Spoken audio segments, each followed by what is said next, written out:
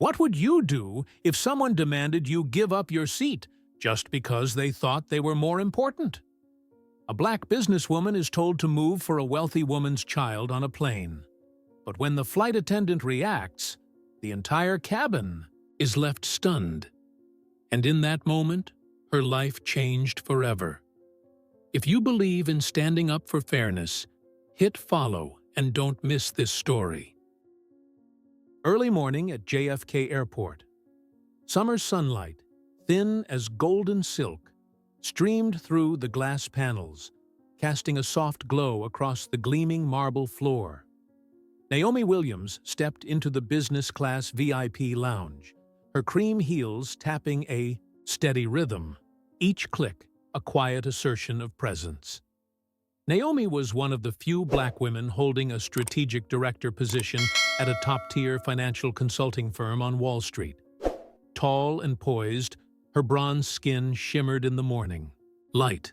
She wore a minimalist white suit, impeccably tailored, and carried an espresso-colored leather bag, holding her laptop and critical presentation files for an upcoming meeting in San Francisco. She was used to the hesitant glances, part curiosity, part doubt, from fellow passengers in this space, mostly middle-aged white men. A few nodded politely. Others said nothing at all. Naomi didn't flinch. She didn't need their acknowledgement. Instead, she took a long, steady breath, maintained her usual soft smile, and kept walking. As she approached the boarding gate, Naomi's gaze instinctively caught a subtle scene nearby. A well-dressed white woman with a commanding air stood next to a boy of about 8 near the counter. Naomi didn't know her name yet, Linda Carson, but something in the woman's eyes pulled her attention. Linda shot Naomi a quick glance, the kind many women of color learn to recognize instantly. It wasn't overtly rude, nor was it subtle, enough to hide the judgment beneath. It was the kind of look that silently measured, quietly asked, "What are you doing here? Are you sure you belong?" The boy beside Linda, likely her son, Jake, clutched an iPad, giggling at a game, blissfully unaware of anyone around him. Naomi passed them without a word. She had long grown accustomed to the invisible bias dressed in civility. She didn't have time for these small battles. There was a high-stakes strategy meeting waiting in San Francisco, and she needed her focus. Boarding the plane, Naomi made her way to seat 3A, by the window, hand-picked for its comfort and natural light. She placed her bag down, slipped off her jacket, and sat. Opening her laptop, the screen lit up with the acquisition plan, one that could reshape the entire West Coast fintech landscape. She looked out the window, where light danced on the silver wing of the plane. A brief moment of peace. Naomi knew that for a black woman at the upper rungs of corporate America, every day was a quiet defense of her place. Not just through competence, but through composure and quiet resilience in the face of challenges others would never see.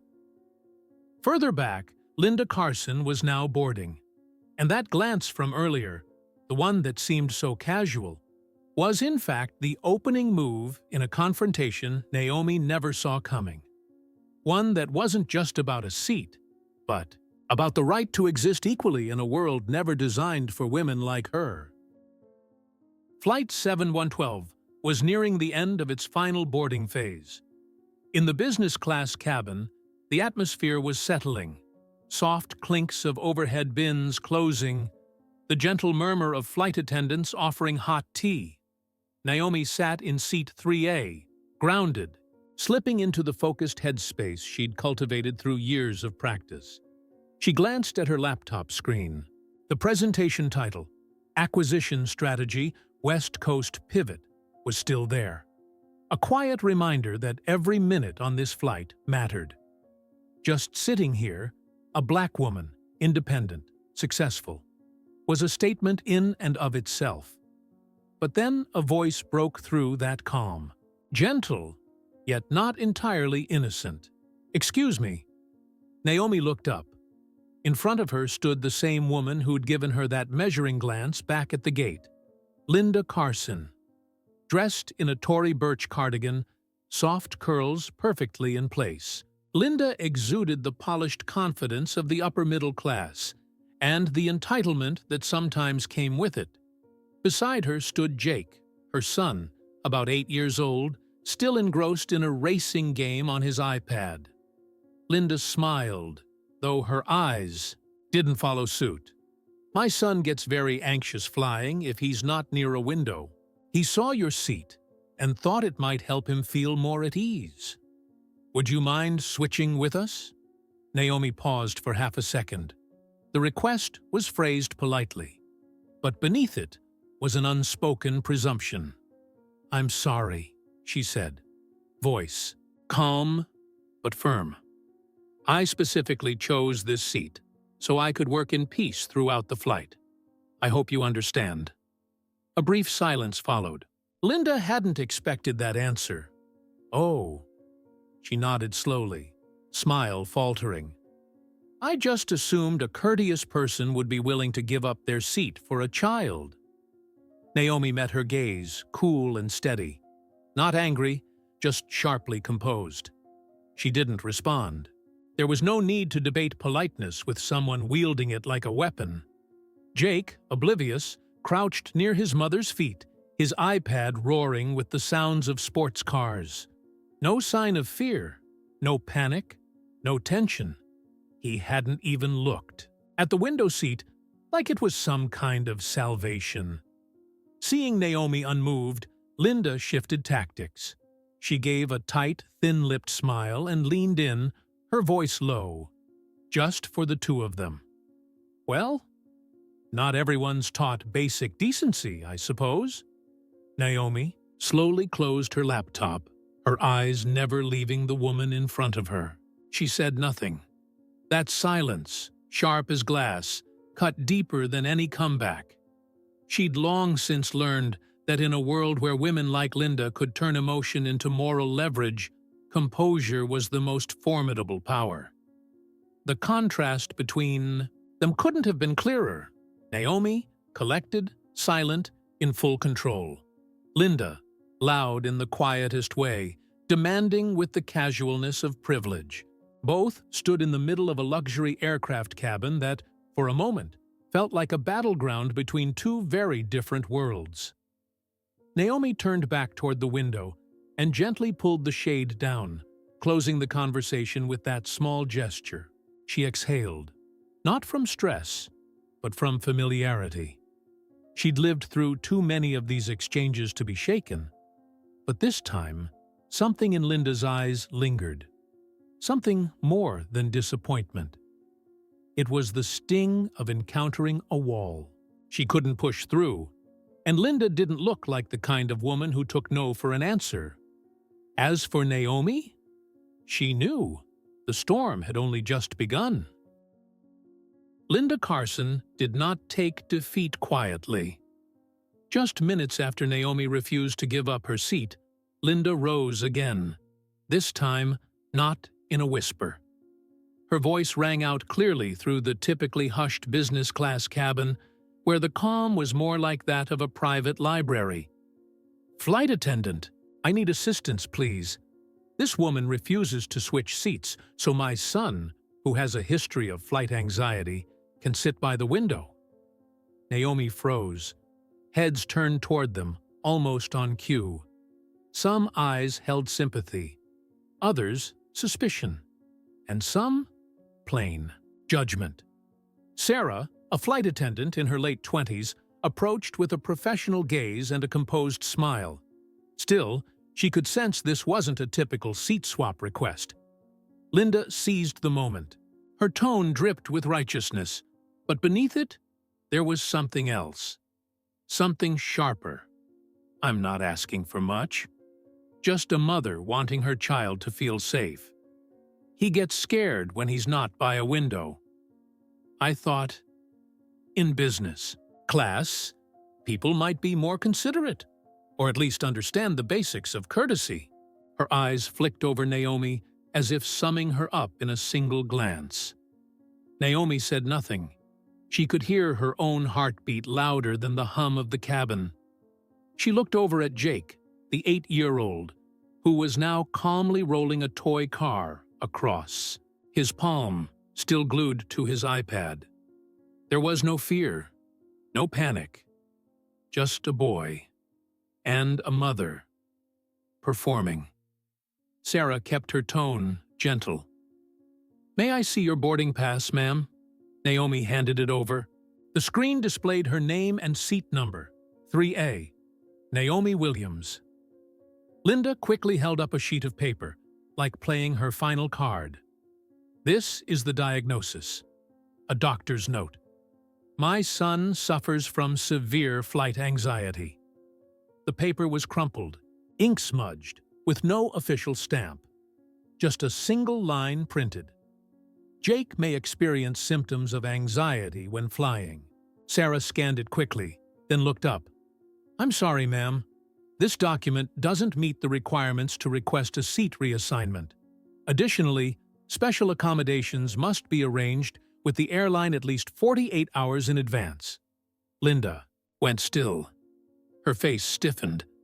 Then, almost as if unable to accept the refusal, she turned to the surrounding passengers, her voice louder now, no longer pleading, but laced with pointed accusation. "What do you all think? Doesn't an anxious child deserve help?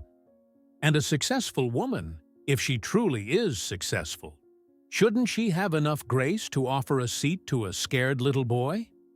I suppose some people think a tailored suit is enough to give them moral superiority." The last line was silk-wrapped steel, delivered in a soft tone but landing like a slap. A few passengers murmured. A young man frowned. A woman shook her head faintly, but no one intervened.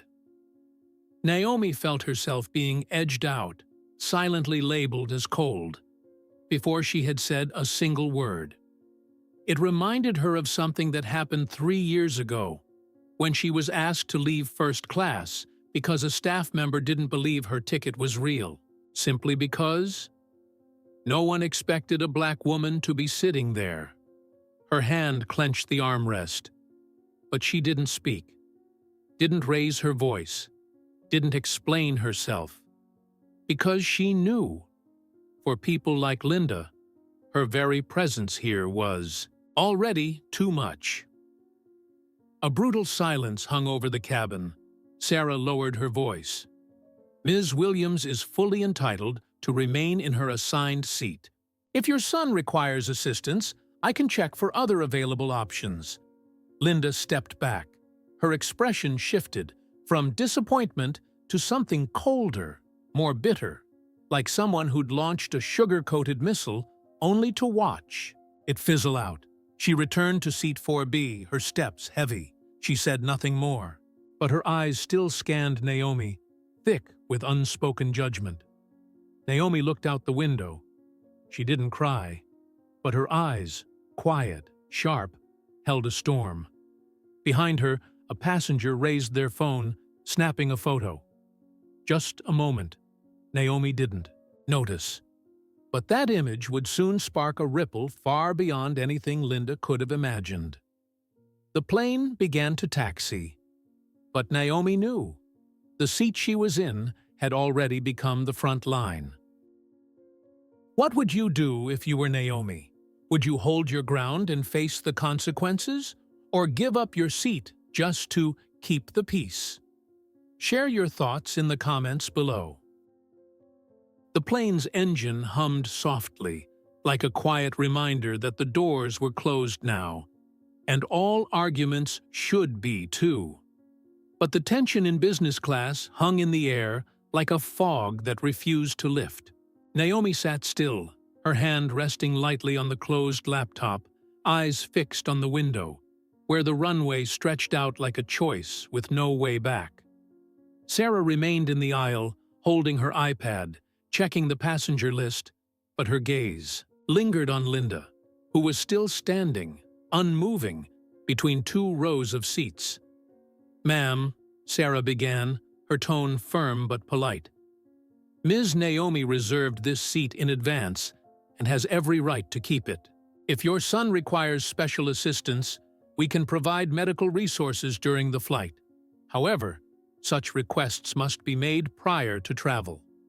Linda didn't back down. Instead, she raised her voice, just enough to echo through the cabin. So this airline doesn't care about children's safety?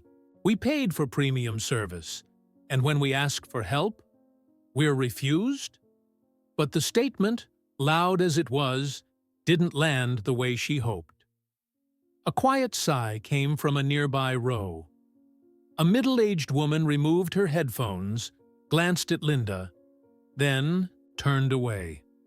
A young man arched an eyebrow, whispering to his seatmate, "Another privilege tantrum." Another woman clicked her tongue and leaned sideways to murmur, "Her kid's playing a game. Doesn't look scared to me." And a voice farther back, low but audible. If she weren't a black woman, no one would have asked her to give up that seat. Linda tried to ignore the whispers, but her eyes betrayed a loss of control. Naomi turned her head. Their eyes locked for just a second. No rage, no defiance, just an unshakable presence that needed no explanation. Naomi knew. One wrong move, one misplaced word, and the story would be rewritten. She would become the cold one, the heartless one, no matter her title. "Mom, can you sit down now?" Jake's voice broke through, small and weary. He clutched his iPad, clearly annoyed at the interruption. Linda froze. She looked around and realized no one was siding with her. No one was looking at Naomi like the selfish woman Linda had hoped to cast her as. In fact, a man in seat 1C, older, sharply dressed, was watching Naomi with respect. That man was Jonathan Miller, CEO of Miller Tech. But in this moment, he was just another passenger observing with the discerning eye of someone who'd made thousands of leadership calls in his life. Sarah spoke again, gently. "Ma'am, please return to your seat and fasten your seatbelt. We'll be taking off shortly." Linda had no more cards to play. She turned, walking heavily back to seat 4B, her face flushed, her composure gone. She said nothing, but her eyes still flicked back toward Naomi, full of judgment she could no longer voice. Naomi took a deep breath. Cool air filled her lungs, soothing wounds she didn't show. She looked out the window, her eyes clear, but not unshaken. Inside, hundreds of rebuttals sat unspoken and unnecessary. Then, from a few rows back, a soft clap broke the silence. Not loud, not rousing. Just one hand, then a few more, like a quiet ripple. No one said a word, but in that moment, Naomi felt something more powerful than argument. Silent agreement from those who recognized what was right. Linda stiffened, but didn't turn around. Naomi didn't smile, but her hand relaxed on her knee, as if releasing a weight she'd carried alone. She hadn't won through argument. She'd won by being there, by holding her ground. The plane began to roll. Naomi closed her eyes, letting her body sway gently with the movement. In her mind, her mother's voice surfaced, words she'd heard as a child. "You'll walk into rooms where they won't want you, but you must stand. Don't shout. Don't cry. Just stand. And don't leave." The plane tilted gently as it taxied toward the runway. The engines began to rumble softly, a quiet promise of takeoff. Inside the business class cabin, everything appeared calm, at least on the surface. Naomi closed her eyes for a few seconds, allowing herself a brief moment of rest after the whirlwind confrontation. She opened her laptop, fingers brushing the keyboard. The first slide of her presentation appeared: M&A strategy, tech expansion.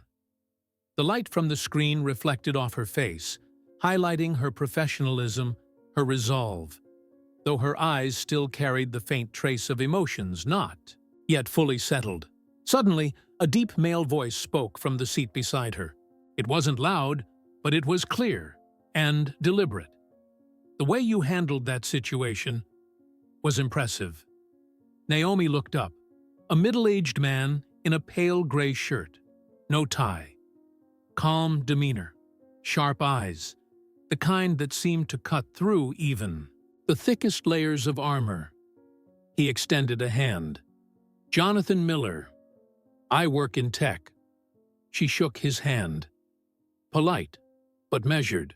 After all, business class had its share of people eager to insert themselves into someone else's moment, and she wasn't about to become the subject of anyone's in-flight commentary. Naomi Williams, Director of Financial Strategy. Jonathan gave a small nod, as if he'd already known the answer. "I'm heading back to HQ in San Francisco. We're looking for a strategic advisor on diversity and inclusion. And I think I may have just met the right person." Naomi paused. The offer was delivered lightly, almost offhand, but she felt its weight. It wasn't empty praise. It wasn't thinly veiled pity. It was a real offer, a genuine recognition spoken in the language of a world she had fought hard to enter. "I'd be happy to talk more after we land," she replied, her voice steady, though the corners of her mouth lifted slightly, a smile not born of courtesy, but of hope. Jonathan didn't press further. He turned back to the magazine in his hands, though his eyes held something open, like he'd marked a possibility in a crowd. Naomi glanced down at her laptop screen, then to the right, unconsciously. From seat 4B, Linda Carson was watching her. But the look was no longer one of calculation. It was resentment, cold, unspoken, the kind that came from being denied something one believed they were entitled to. Naomi turned away. She refused to give that look a second more of her attention. Not out of fear, but because she didn't need it. Just then, the captain's voice came over the intercom, announcing that the flight was ready for departure. Naomi adjusted her seatbelt and closed her eyes, this time not from exhaustion, but to prepare. Some flights don't just take you to a different city. They open doors you didn't know you were finally ready to walk through. The airplane door opened, and passengers began to disembark one by one. Naomi didn't rush.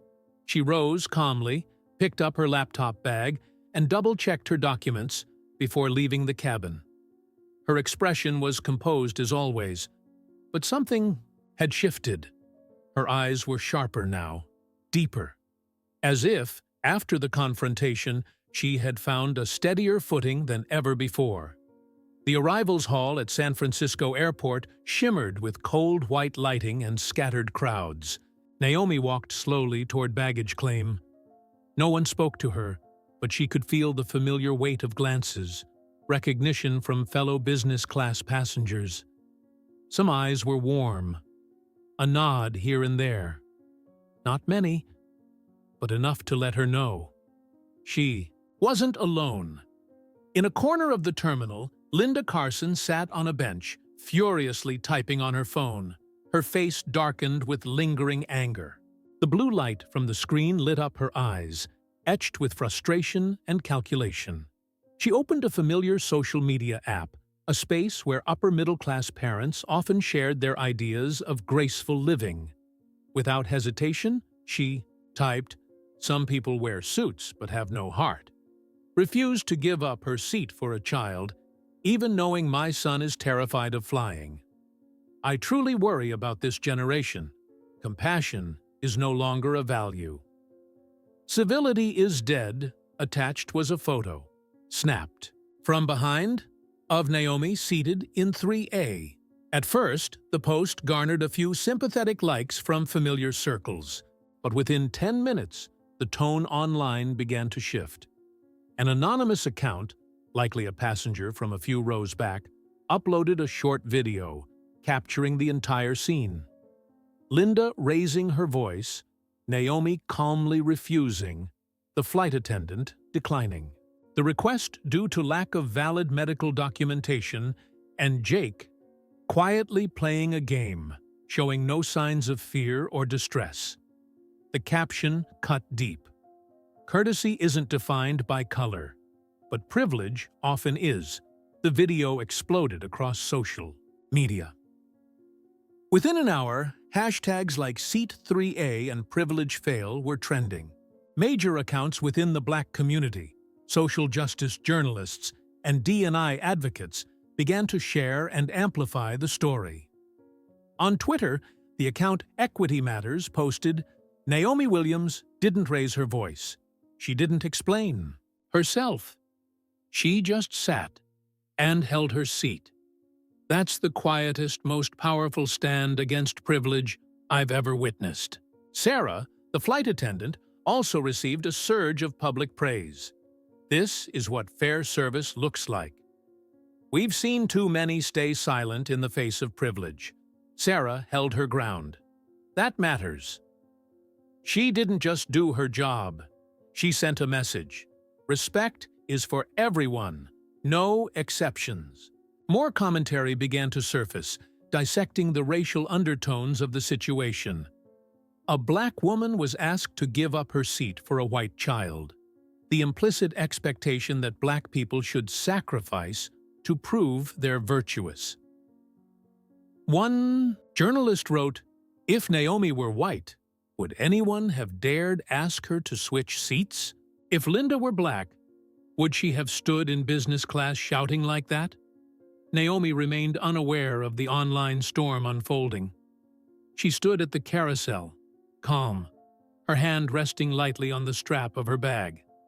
She didn't need social media to justify her actions. She only needed to hold her ground and her dignity. Linda, on the other hand, was reeling. Her phone buzzed non-stop. Comments poured into her post. One user replied with the original video, attaching a cold remark. Privilege. Denied. Her hands shook as she tried to delete the post. But it was too late. The narrative had spun out of her control. Among the thousands of comments, one message stood out. Quiet, powerful, written by an older Black woman. "Thank you for standing tall. Because of you, women like me have one more reason not to bow our heads."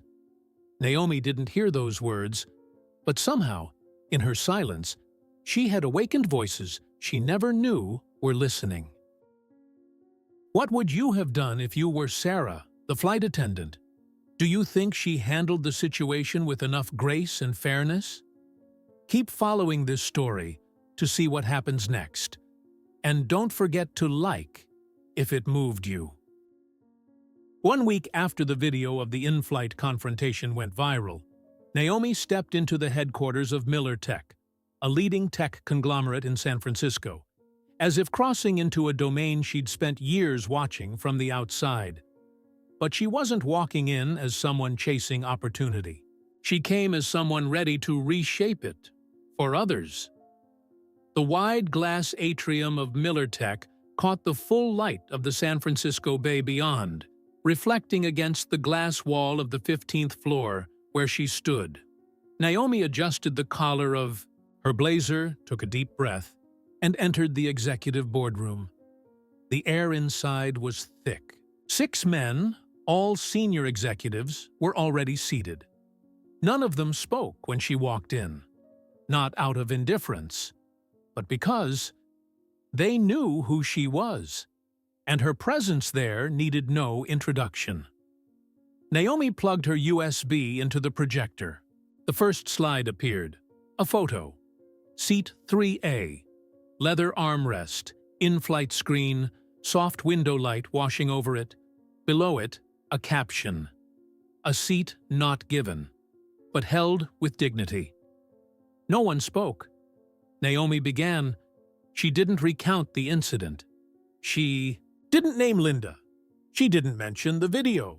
Instead, she let data and strategy do the talking. Only 8% of executive leadership roles in Fortune 500 companies are held by people of color. Meanwhile, 72% of Gen Z consumers prefer brands with clear commitments to diversity and inclusion. Slides shifted in sequence. Charts, analysis, market studies, each one sharp as a scalpel, dissecting the anatomy of power. Then, she paused. Naomi removed her glasses, placed them gently on the table, her voice lowering. "I'm not standing here to ask for fairness. I'm here because I've seen this system up close, and I've seen who it leaves out, not through policy, but through glances, through the silent nods of sameness in every boardroom." All eyes were on her now. The head of HR stopped tapping her pen. The CFO leaned forward. Jonathan Miller, seated at the head of the table, fingers interlocked, gave a slight nod, but said nothing. Naomi moved to the final slide. A boardroom sketch lined with empty chairs. On each chair, a nameplate. Luis, Amira, Mei Lin, Darnell. Names rarely seen in executive offices, but representing millions waiting for a seat at the table. D&I strategy isn't a checkbox. It's a restructuring of power. And true power doesn't come from guarding your seat. It comes from making room for those who were never invited. She paused. Then, slowly added, "I once sat in seat 3A, and I didn't give it up. Not because I was stubborn, but because I knew. If I left, it wouldn't just be me who disappeared. No one spoke. No one needed to." Jonathan rose, walked over to Naomi, and looked at her, not as a CEO evaluating a pitch, but as a man who understood the moment. "This isn't just a strategy," he said. "It's a declaration. And I want Miller Tech to be where it begins." Naomi nodded. But what filled her wasn't triumph. It was something quieter. Relief. Because finally, after all these years of proving herself, she was no longer sitting at the table to be accepted. She was there to pull up more chairs. Late afternoon sunlight stretched long through the sheer white curtains in a quiet suburb south of San Francisco. Inside Linda Carson's living room, the air felt frozen, though the TV hummed softly in the background, cycling through its usual stream of financial news. Linda sat motionless on the beige velvet sofa, a cold phone resting in her hand, as lifeless as the expression on her face. The screen glowed with a headline from one of the most prestigious business magazines in the country. Naomi Williams, leading financial strategist, joins Miller Tech as Chief Diversity and Inclusion Officer. Below the headline, a photo. Naomi shaking hands with CEO Jonathan Miller in the 15th floor boardroom. She wore a dark blazer, her smile subtle, her gaze steady, as if the world was finally seeing her for who she had always been. Linda didn't blink. Her face remained stiff, not out of shock, but because of the quiet, creeping emptiness expanding from her chest to her throat. A kind of defeat no one names, but that pricks beneath the skin like needles. Naomi. That woman. The same woman she had dismissed days earlier as impolite, ungracious. Now she was on every major news network, being greeted with applause and accolades. Linda scrolled down. The comments struck like 100 tiny arrows. A brilliant strategic move by Miller Tech. Naomi Williams represents the new model of leadership, bold and principled. Seat 3A wasn't just a seat. It was a statement. That last line made Linda's chest tighten. She remembered that seat vividly. The seat she'd tried to claim for her son, not because Jake truly needed it, but because she believed Naomi didn't deserve to have it. Now, that very seat had become a national symbol, and Naomi, the woman who refused to move, was rising into spaces Linda could no longer reach, not with a gentle voice, not with the label of devoted mother, not even with a business-class ticket. "Mom, come play with me," Jake's voice called from the other room, light, unaware. Linda didn't answer. Maybe she didn't hear. Or maybe she didn't want to. The coffee cup on the table had tipped over at some point, dark liquid pooling across the glass, dripping silently onto the rug. Still, Linda didn't move. Her eyes remained locked on the screen. A courteous person would give up their seat for a child. That was what she had said, declaring it like a moral truth. Now, the words echoed back at her, not as a defense, but as quiet, biting irony. A principle she believed was noble, now exposed as a mask for control, a way to justify the privilege she once assumed was hers by birthright. What paralyzed Linda wasn't Naomi's triumph. It was the realization that there was nothing she could do to stop it. The world she once knew, the one where women like Naomi were expected to know their place, was crumbling. And nothing, not even she, could rewind time to reclaim that old sense of superiority. She set the phone down, but her hand trembled. Not from fear, but because for the first time in her life, Linda Carson understood. There are battles that can't be won with the title of mother, with a gentle tone, or a well-mannered posture. Some battles, like the one Naomi had just won, could only be claimed through a dignity that asked no permission.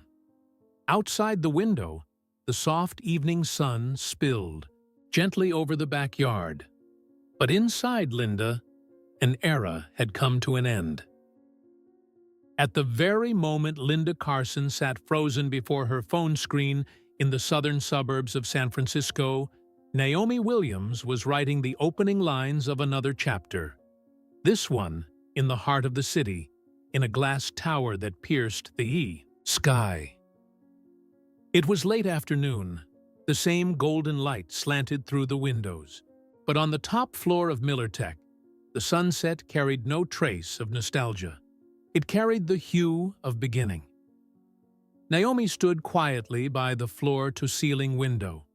Below her, the city glowed like a living digital map, intersecting streets, layered, buildings, rivers of headlights stretching into the horizon, and in her mind, a new blueprint, a world where presence was no longer questioned.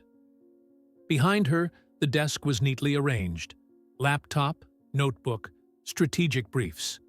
But in one particular corner, enclosed in a sleek glass frame, sat an old boarding pass, seat 3A, flight NY712 to San Francisco. No caption, no golden trim. But clearly, it wasn't a keepsake. It was a reminder and a testament, a soft click of the door. Jonathan Miller stepped inside, blazer draped casually over one arm, his eyes quietly scanning the space, as if taking in the weight of something that had just been built. No need to knock. No invitation necessary. Between them now was no longer the dynamic of CEO and candidate. It was the mutual stride of two people rewriting the rules, each in their own way, but toward the same destination. He approached the window where Naomi stood, the last of the evening sun casting a halo over her hair. His voice was low, steady. You didn't need to shout to be heard. You just had to stand, still and firm. Naomi turned to face him. Their eyes met. No anger, no doubt. Just the gaze of someone who had walked through the storm and emerged without losing herself. Because justice, she replied softly. Doesn't need permission to exist. Jonathan nodded. No praise, and none needed. What needed acknowledgement had already been declared through action. He left the room, leaving Naomi alone, with the last light of day and a leather swivel chair bearing a nameplate that read, Naomi Williams, Director of Strategic Inclusion and Equity. Miller Tech. She took her seat. Her fingers brushed the edge of the folder on her desk, but her eyes returned to the boarding pass, not out of sentiment, but as a reminder.